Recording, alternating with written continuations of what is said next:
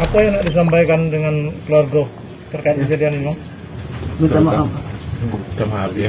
Apik Reliko alias AF alias Topik. Tersangka pembunuh istrinya sendiri bernama Nova Anjarsari alias Vini, 27 tahun, di Renjang Lebong, Bengkulu, ditangkap polisi Minggu tanggal 27 Maret tahun 2022. Apik mengaku menyesal atas perbuatannya. Ia juga meminta maaf kepada pihak keluarga atas perbuatannya. Pesan haru diucapkan Apik untuk anaknya. Ia mengingatkan anaknya untuk terus sekolah yang rajin. Apik digiring dari ruang tahanan Polres Renjang Lebong dengan menggunakan baju biru bertuliskan Tahanan Polres Renjang Lebong dengan tangan terikat di bagian depan. Dalam konferensi persnya, Kapolres Renjang Lebong, AKBP Tony Kurniawan mengatakan, kurang dari 1 kali 24 jam pihaknya bersama Kepala Desa Air Apo, berhasil mengamankan pelaku di kawasan kebun kopi di Kecamatan Binduriang. Apik disangkakan pasal 44 Undang-Undang Nomor 23 Tahun 2004 tentang kekerasan dalam rumah tangga dengan ancaman paling lama 15 tahun penjara. Sementara itu, Kasat Reskrim Polres Renjang Lebong, AKP Samson Sosa Hutapea mengatakan, untuk motif dilatar belakangi cemburu.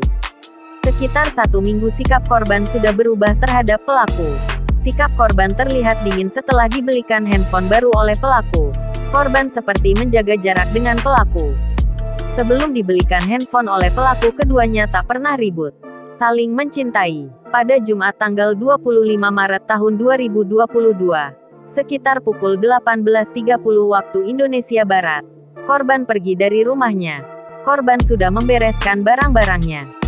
Korban pergi ke rumah orang tuanya di kawasan Desa Taba Padang. Di sana korban menyampaikan hendak bercerai dengan tersangka.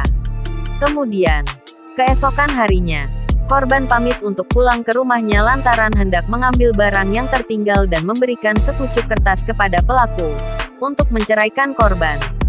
Sesampainya korban di rumahnya, rumah dalam keadaan kosong lantaran pelaku sedang mengantarkan anaknya sekolah. Pelaku yang kembali ke rumahnya melihat korban. Pelaku lekas mandi dan berencana untuk berjualan sayur. Usai mandi dan berpakaian, keduanya duduk saling berhadapan. Korban langsung mengeluarkan sepucuk kertas dan pena untuk pelaku menalak korban.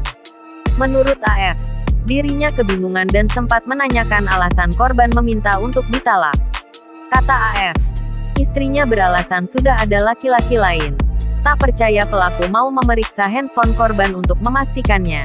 Korban pun menolak. Hingga akhirnya pelaku naik pitam.